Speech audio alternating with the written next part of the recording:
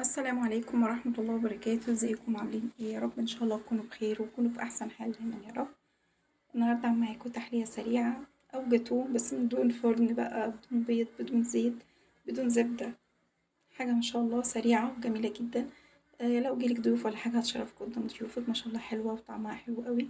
انا بصراحة كان جايلي ضيوف بس في الوقت ده ما كانش في وقت ان انا اعمل اي حاجة في الفرن، او كنت كمان يعني الفرن عندي، الفرن ما ينفعش اولع الفرن وانا بطبخ على البوتاجاز.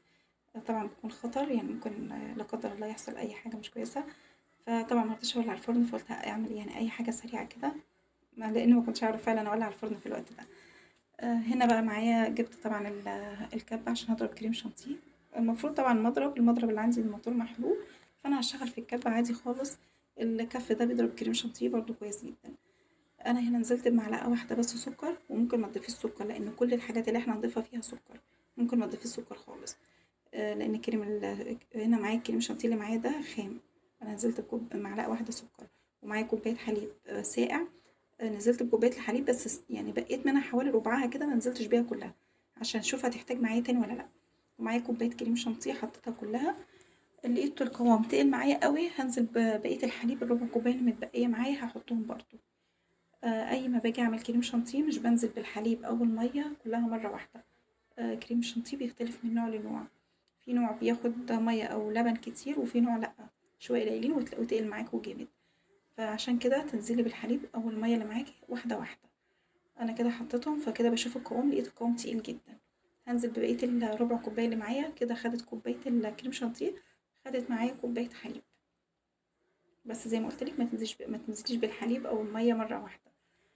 طبعًا أنا ما باحبش طعم الكريم شانتيه نهائي في أي حلويات، فهنا حبيت أغيّر الطعم بتاعه. حطيت معلقة شوكولاتة اللي هي القابلة للدهن دي، حطيت معلقة واحدة وكده ضربته. هي طبعًا المفروض طبعًا ما كنتش حطيت سكر خالص لإن الشوكولاتة دي مسكرة جدًا. بس طبعًا معلقة السكر أنا حطيتها بس عشان تضبط لي الطعم، بس عادي ممكن تستغني عن السكر خالص. ولو مش حابة تحطي الشوكولاتة اللي أنا حطيتها دي عادي ممكن متحطيهاش، بس أنا زي ما قُلت لكم أنا مش باحب طعم الكريم شانتيه نهائي في أي حلويات. فدي حرية بقى براحتك خالص. كان عندي هنا بسكوتات بقى. في بسكوت ابني كان مستلمه من المدرسة. وكان في بسكوت عندي في البيت فجبته كله كده كسرته نفس الشكل كده. انا طبعا البسكوت بحط يعني نزلت بيه شوية بشوية، طبعا ما هتاخد معايا، طبعا الكريمة ما هتاخد معايا، هتحتاج الكمية البسكوت اللي معايا كلها ولا لا. فهنا حطيت البسكوت اللي هو البني ده، كان عندي باكوين. انا طبعا حطيت الاول باكو ونص، انا كنت خايفة لا الكريمة ما تحتاجهمش كلهم، فكنت بحطه قليل، بس طبعا لسه هي الكريمة هتحتاج معايا تاني. حطيتهم طبعًا، لو في بقى طبعًا هتفضّيها في طبق، بس أنا ما حبيتش أبهدل الدنيا كتير بزيادة المواعين بتاعة تجهيز الغدا، فما حبيتش أبهدل الدنيا كتير، فاستخدمت بقى كله في الكب وخلاص. حطيته كده قلّبته، فلقيتها محتاجة تاني، هاحط برضه نُص الباكو التاني اللي كان معايا من البسكوت ده، وهاكمّل برضه شوية من البسكوت التاني. باكو البسكوت اللي معايا الكبير ده ما حطيتهوش كله، أنا سِبت كام واحدة كده هاحطهم فوق الوش. هنشوف دلوقتي إحنا عملنا إيه. بس كده أنا حطيت كل البسكوت اللي معايا أهو، سِبت بس كام بسكوتة من الباكو الكبير ده بس.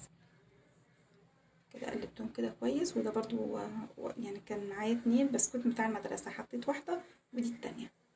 بس يبقى انا كده يعتبر حطيت كل البسكوت اللي معايا، زي ما قلت لكم اتبقى كام واحدة من الباكو الكبير ده اللي خليتها في الاخر.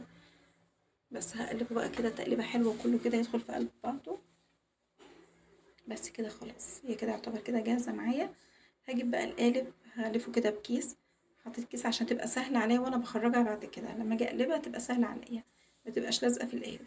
هفضي بقى كده كل الكريمة اللي معايا اللي هي بالبسكوت وكده، فضيتها كده في القالب، واحطها بقى في الفريزر حوالي نص ساعة. هسويها بس الاول كده كويس خالص. بس كده حطيتها وهنزل كل اللي معايا بقى، كل الكريمة والبسكوت كل اللي معايا هفضيه بقى كده، وهسويه كده في قلب القالب اللي معايا، اسويه كويس خالص عشان لما اجي اخرجها تبقى شكلها حلو، متبقاش منعكشة كده معايا. بس كده بالراحة كده، وهجيب بقى بقية البسكوت اللي كان متبقي هحطه كده فوق الوش. طبعا مش عارفة الإضاءة ايه اللي حصل معاها، الدنيا مش ظاهرة خالص. بس كده خلاص يعتبر كده خلاص، هي كده هي جاهز معايا، ما خدتش أي وقت. طبعا الحاجة انتي لو بتعمليها دايما يعني كده من غير تصوير، الحاجة بتخلص معاكي بسرعة جدا. أكيد طبعا التصوير بياخد منك وقت شوية، من غير تصوير انتي بتعملي الحاجة مع نفسك كده بتشكلي بسرعة. معايا بقى البسكوت اللي اتبقى اهو، انا كده برصه حتى الاماكن اللي هي بتبقى فاضيه كده بكسر بسكوت وبحطه فيها كده. بمسك بسكوت اهو زي ما انتوا شايفين، بكسر كده بحطه في الاماكن اللي هي مفيهاش بسكوت، بحاول اظبطه كده في كل بقى المكان. طبعا انا هسيبها في الفريزر، المفروض مسيبهاش اكتر من نص ساعه، هي نص ساعه تبقى حلوه بس مسكت نفسها كده شويه، علشان لما اجي اكمل بقى الجناش بتاعها يبقى ماسك فيها.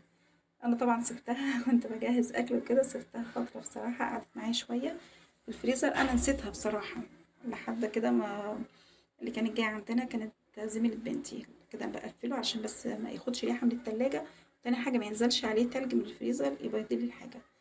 كانت زميلة بنتي اللي كانت جايه، فلما خلصت اكل لقيتها بتقولي ماما انا زميلتي جت، ده انا كنت نسيت اخرجها خالص من الفريزر. فهي اخرت بصراحه، كانت جمدت معايا شويه في الفريزر كده. انا خرجتها من الفريزر هقلبها بقى كده في طبق بالراحه خالص برضه علشان تطلع معايا كده شكلها حلو. بخرج كده الكيس بالراحه واشيل كده القالب. بس هي سهله اصلا، ان هي كانت يعني مسكت شويه كده في الفريزر، فكانت سهله وهي يعني الكيس وانا بشيله من عليها. معايا بقى هنا الشوكولاته، سيحتها كده بمعلقتين زيت حوالي 150 جرام، حطيت عليه شويه حليب بس كده فكوا معايا بس كده شوكولاته. كان عندي شويه فول سوداني كده يعني جرشتهم شويه كده في المطحنه وحطيتهم عليه. مش حابه تحطي فول سوداني خلاص عادي خالص. طبعا اول بقى ما حطيت الشوكولاته جمدت، لان زي ما قلت لكم التحليه دي كنت لسه مخرجاها من الفريزر، كانت جامده جدا. الشوكولاته يا دوبك كنت بحطها كانت بتجمد جامد. طبعا سبتها يعني سبتها بره التلاجة بقى شويه لحد بس ما هديت كده معايا وبدات اقطع. بس حسيت بقى ان الطبق بقى اتبهدل معايا كده وانا بحط شوكولاته، فحبيت بقى يعني زين بقى الشكل. كان عندي شويه مكسرات كده فيعني زينتهم كده بس حوالين الطبق، مكان الشوكولاته ما اتبهدلت يعني حواليه. بس حطيت بس اي حاجه بس كده يعني تعمل شكل وخلاص.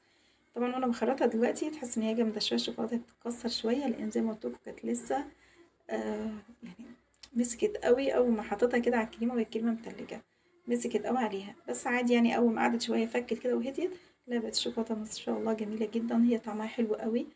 اسهل بقى واسرع جاتوه ما شاء الله. يا رب ان شاء الله يكون الفيديو عجبكم، ويا رب ان شاء الله تجربوها وتعجبكم. وما تنسوش بقى اللايك وتشجعوني كده بكومنتاتكم الجميله.